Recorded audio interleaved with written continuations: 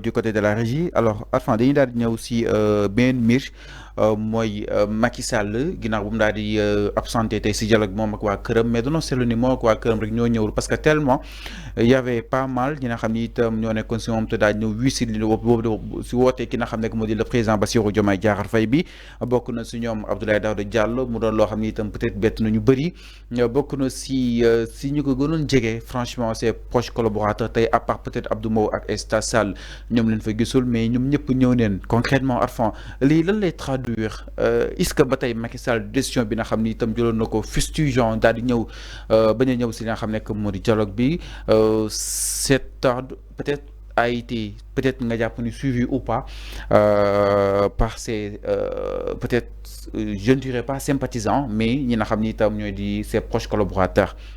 Oui, man, quand j'ai vu les gens, quand j'ai vu les anciens dignitaires de APR, je me suis même posé la question. Ban ñan ci APR ñoo des? Est-ce que APR existe là? Voilà la question qu'on doit se poser. Parce que quand tu vois presque les membres de APR ci dialogue bi, da ngay né donc ban APR moo ne du ñëw. Ak ñoom Abdoulaye Daouda Diallo ñu dégloon Macky Sall ñu ko balaa may ñëw ci ñoom. Je me suis posé la question comme ban APR moo ne moom du dem ci dialogue parce que j'ai vu pratiquement tous les membres de APR ici. APR ñi nga gisul peut-être ñëw si wax nga leen Macky Sall Abdou Mbow. Aïssata Tall Sall bokkul APR dafa yor mouvement dafa bokk ci la coalition Benno Bokk Yaakaar mais bokkul APR peut-être Pape Malick Ndour ak comment dire Abdou Mbow ñoo ñëwul moo tax est-ce que APR existe na c'est la vraie question est-ce que APR mu ngi exister ba léegi. Non si mi ngi exister. non mën na exister ci tuur nii tuuru rek mais dans la réalité est-ce que APR mu ngi exister parce que quand tu vois Benoît Sambou tu vois Mame Boye Diao tu vois Abdoulaye Daouda Diallo tu vois Amadou Ba tu vois tous les membres composants de APR mais presque j'ai vu tout le monde j'ai dit mais attends ban APR la ñu ne moom kon moo boycotté man gisuma fi benn APR bu boycotté parce que quand tu parles de APR tu peux pas parler de 5 membres de APR sans parler de Abdoulaye Daouda Diallo il était là-bas tu peux pas parler sans parler les Racine Sy et autres ils étaient là-bas les Benoît Sambou ils étaient là-bas maintenant léegi wax leen ñu ban APR moo ñëwul xanaa Macky Sall ci boppam ak Abdou Mbow c'est fidèle ces deux pitbull mu ñoo ñëwul daanaka ñoom ñooy ces garde-corps Abdou Mbow ak Pape Malick Ndour ñoom ñoo ñëwul donc loolu moo am le dialogue képp ku fa demul tu seras le grand perdant parce que on n'a même pas constaté ton absence wax naa la ko. Ah mais attends non constaté wuñu absence.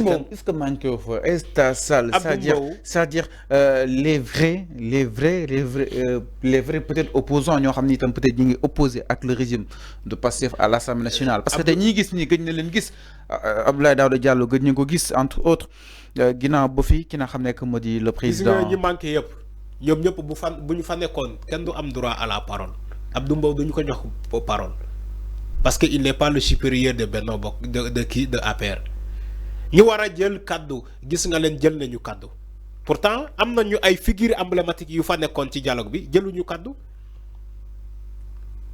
est-ce que ñi manqué tey am nañu base politique amuñu ay tour kese la ñuy am mais électoralement parlant compté wuñu fen que ça soit Abdou Mbow que ça soit Bougane que ça soit Barthélémy Diaz. D'ailleurs ñoom dañoo coalisé woon fii sàmm sa kaddu gis nga lu ñu am 3 députés la ñu am donc ñi manqué dialogue bi yëpp Thierno Alassane Sall moom wax noppi. alors mais attends Thierno Alassane Sall kenn mënul wax base politique am fan la. damay des ba tey Thierno Bocoum kenn xamul base politique am fan la. alors pour ñu bañ a génn si boobu da nga xam ne que moo di aspect damay des ba tey si ki nga xam ne que moo di Macky par rapport aujourd'hui ñi nga xam ne itam ñoom la. ñi mu bokk loon ñëw si boobu dina xam ne moo di waxtaan mais aussi ñi ngi siy daal di noter mooy Arfan tey doo doon dialoguer avec le système en tant que justement le système concrètement Arfan peut-être opposition bi ngi jàpp ni tey les antisystèmes tey se retrouvent dans le système et ils dialoguent avec le système naka na ko daal di jàngatee cette fameuse phrase Arfan. Non, il y a pas de système Dans un dialogue, il n'y a pas de système. Non. Je rectifie cette phrase. Dans un dialogue national, pour l'intérêt du pays, il n'y a pas un système. Il n'y a pas un système. Non, c'est pas un système. La quintessence du dialogue, c'est pas le système. Okay. C'est les dignes fils de ce pays qui se retrouvent pour trouver un consensus à travers la matière électorale. Lolo mo am solo. Fallo. Les dignes fils du pays qui se sont retrouvés aujourd'hui pour trouver un consensus à travers la matière électorale. Quand naka la ñuy réformer certaines décisions électorales, naka la ñuy réformer donc ay yenen loi ay yenen galgal yo xamanté Macky Sall moko fi téggone pour ay opposants. Diomaye loolu la waxate. Le but du dialogue, l'exposé des motifs qui a été soumis à chaque membre de l'opposition ou bien du front de l'opposition, qu'on ait que lire l'exposé des motifs.